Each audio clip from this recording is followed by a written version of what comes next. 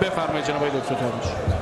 با یاد و نام امام راحل و با عرض سلام خدمت مقام معظم و سلام خدمت خانواده های اقزاده ها و سلام مجدد خدمت مقام معظم و با یاد و نام آقای لاریجانی و عرض ارادت به مقام معظم و خانواده های محترم اختلاسچیا و با یاد مجدد امام راحل و همه نبها و نتیجه ها و ندیده ها و نبیره ها که بر سر سفره انقلاب دولوپه در حال چی هستن خدمت هستن.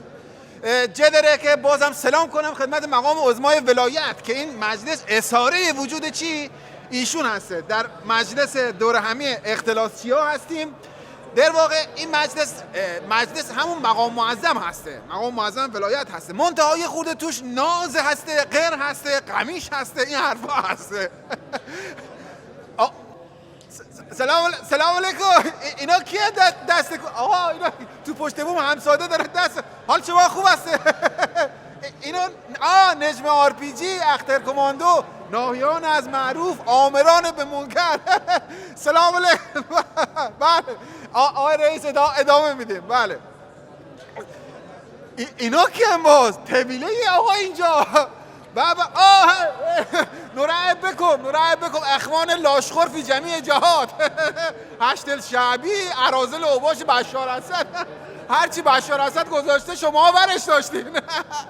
بله عرض میکردم که بفرمایید وقت شما تمومه.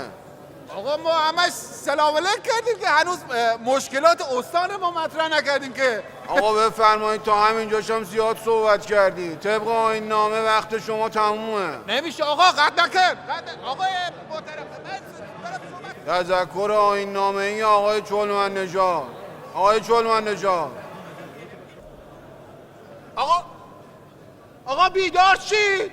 تا کی میخواید توی این مجلس شما بگیرید بخوابید آخه آقای جوان که میاد لافت یخ کرده. آخه تا کی و چه غلطی دارید میکنید توی مجلس؟ آقا گاوداری بهتر از این مجلسه. تو حداقل روزانه کلت شیر در اومده شه. بهتر از این استبله. کار مقام عظمای ولایت چه بیدار کردن ما. آقا بیدار شید. آقا بیدار شید. متشکرم آقا وارد نیست. لوح رو باز کردیم برای ثبت نام مخالف و موافق. مخالف جناب آقای موسوی لارگان. بفرمایید آقای موسوی. آقای رئیس من تعجب میکنم این چه موضوعات انحرافی و فرعی هست که داره در مجلس مطرح میشه. آقا جون این که بیایم در مورد شهر و روستا و حوزه انتخابیمون صحبت کنیم. مگه مردم به ما رأی دادن که بیایم درباره این چیزا حرف بزنیم؟ گرونی، طلا، دلار، سکه، تورم، ندادن حقوق ها، وضعیت مسکن، مگه مشکلات مردم این چیزاست آقا جون؟ مشکل مردم سلامتی مقام عظماست. نمیدونی بدون. بعد از اون طرف با کارهای مهمتری داریم. گوش کن آقا، داریم خزر رو میفروشیم، خلیج فارس رو واگذار میکنیم، ما نفت و گازمون رو حراج کردیم. تو چشمانداز نزدیک به اذن مقام عظما بیشه البرز رو میخوایم بزنیم بفروشیم آقا جون. زاگرس رو صحبت کردیم تاق بزنیم. یه چند تا دریاچه هست تو شهر ما توپل بدو حراجش کردیم بیایم ور بازار. جنگل دارم واسه خانم دکتر بوده بردار بیار خونه دار و بچه دار زنبیل رو بردار بیار 3 جفت 100 تومن بدو آقا جون. و السلام علیکم و رحمت الله و برکاته. قربون آقا. با تشکر. مثل اینکه آقای چلمن نژاد طرحشون رو مطرح میخوام بکنن. آقا یکی ایشون رو بیدار کنه. آقا بیدار شو. آقا بیدار شید. برادر تا کی میخوای توی این مجلس بگیری بخوابی؟ تا کی میخوای توی مجلس بخوابی؟ آقا همین الان خواب دیدم ملت اومدن ریختن تو مجلس از همین ستونا ما رو آویزون کردن. شما هم اینقدر سر صدا میکنید نفهمیدید تشتی شد. آقا من هشدار میدم برادر، من هشدار میدم اگه هممون بخوابیم دیگه هیچی بیدار نیست. جامعه داره منفجر میشه، دارن توطئه میکنن. بیدار شید برادر، بیدار شید. با تشکر. آقای کواکیویان بفرمایید. آقا اینقدر ناامیدی شما چی پنباش نکنید. از دست آوردن نظام بگید. آقا اگه آمریکا موشک داره خب ما نوشمک داریم. صحبت کنم.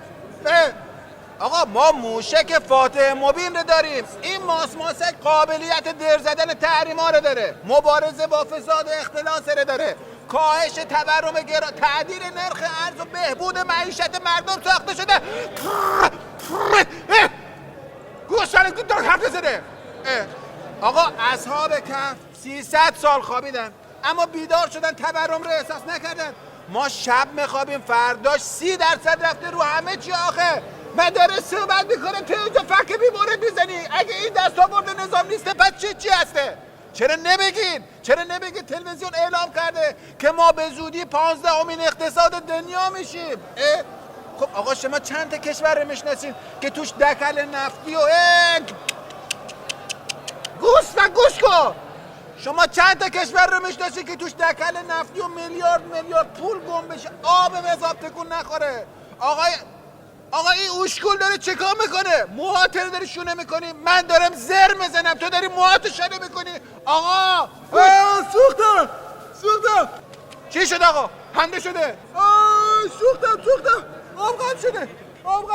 رئیس آوا کن. چشم سوخت. رئیس آوا کن.